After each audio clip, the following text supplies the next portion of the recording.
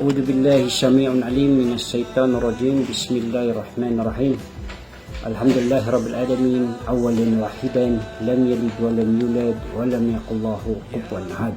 Mga kapatid sa pananampalatayang Islam at ganun din sa mga kapatid nating non-Muslim, ngayon po ay magbabanggit po tayo ng salita ng Allah subhanahu wa ta'ala from Holy Quran doon sa Surah Al-Hujurat verse 13 verse 1-3.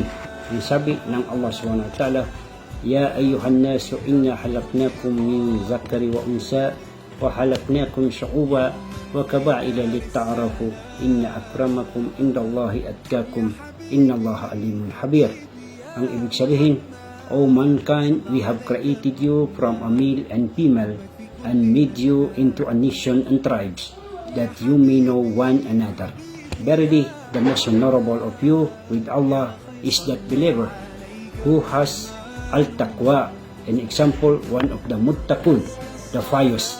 Verily, Allah is all-knowing, Allah is all-aware. Mga kapatid, maliwanag ang sabi ng Allah SWT, alam niya kung sinong mas mainam sa Kanya, yung yaong may pananampalataya sa Kanya. Alam ng Allah ang lahat ng bagay. Assalamualaikum warahmatullahi wabarakatuh.